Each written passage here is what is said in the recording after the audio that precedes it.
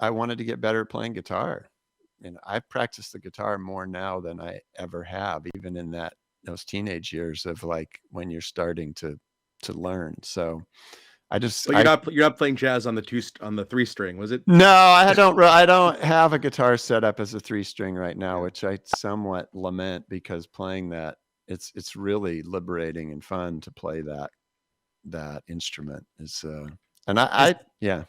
Is that like one of those situations where when you make the box smaller, you actually can get more creative because there's like you were just saying, like there's like a limit to what you can do, so it expands what you can do? I think so, and we were conscious of that. I mean, we've talked about that in other places, but Chris came to stringed instruments. He started playing keyboards and piano lessons, as a young kid. And then he sort of taught himself guitar in high school. And so he had no preconceptions, right, about what you're supposed to do. So I think he and I played music together for probably 10 years before what became the Presidents started. So we'd collaborated, and he'd already experimented with, taking strings off the guitar, playing with 4 strings, 5 strings. Now, Keith Richards obviously wrote many of the Stones hits in a 5-string, so it's not unprecedented. But then when he lived in Boston, he connected with Mark Sandman, the late great Mark Sandman from Morphine, who played, 2-string slide bass in Morphine, but always had oddly strung, open tuning, 3-4 string open tuning instruments. And they started playing together a lot. And that's where he really got into that. And the cool thing about it is it obviously on the guitar, the way the instrument is tuned affects what falls under your fingers and sort of what become the cliched licks and sounds. And the cool thing about changing tuning is you can play a lot of those same ideas, but they're going to sound different, right?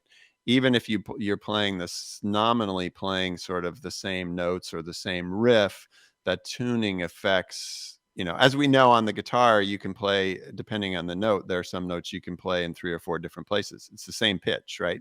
But it's going to sound very different depending on what string and what fret you play it on.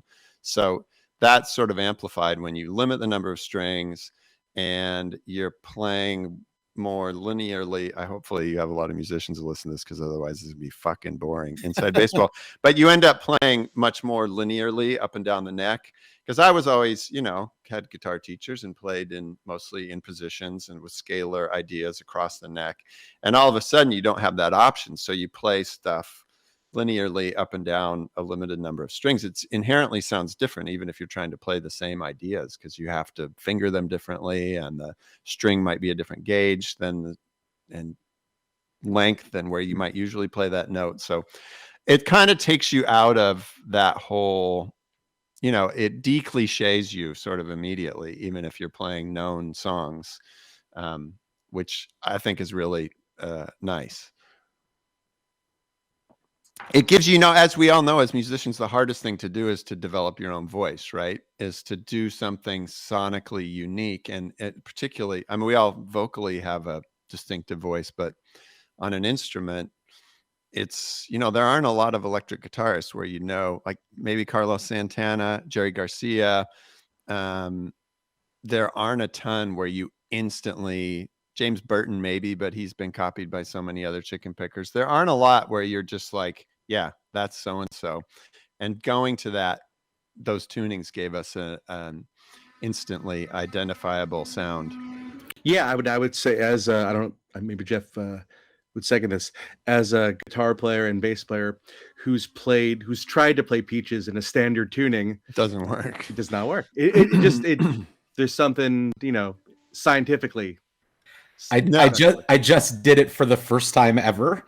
Yeah. And I will agree that it did not sound quite right. Yeah, and a lot of those songs like Lump and Dune Buggy, where we're bending against the open strings, like the you're bending, a fretted string against an open string. In Dune Buggy, the whole sound of it is bending a fretted string against an open string. It's pretty much impossible. It's very hard to play those in standard tuning.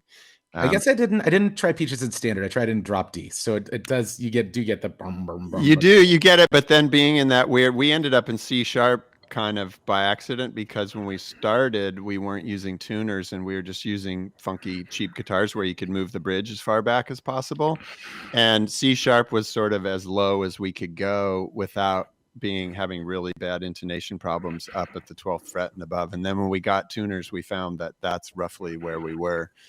And there's something magical about that key too. Is that the key of Rock Lobster too? I think. It might be. I mean, that guy. I wish that guy hadn't died, because he was such an unbelievably great guitar player. And you know, I would say Chris and I were probably much more conscious of what we were doing and educated in what we were doing. I think he was entirely intuitive and just, you know, he had different tunings for different songs, but the sound he got, like those, you know, Mosrite or a Fender single coil into, I assume, just like a twin reverb or something. He got the greatest, like, clear, clean sounds.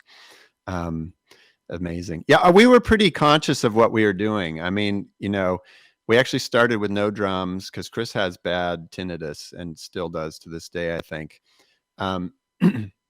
And we debated letting Jason in the band for a long time, but, you know, there's a reason he didn't have a bunch of big crash cymbals. Part of it was because it bothered Chris's ears, but a lot of it was we very self-consciously knew that, you know, the problem with most rock bands is the upper mid to high frequencies on the guitar and crash cymbals or open hi-hats, they compete with the vocal, right? If you have your typical, I can't sing that high very well, but Chris can, typical like high tenor, alto, pop singer, that's right in that same frequency range as as the sort of upper half of frequencies on the guitar, and the constant, you know, 16 or 18-inch crash cymbals with long decay.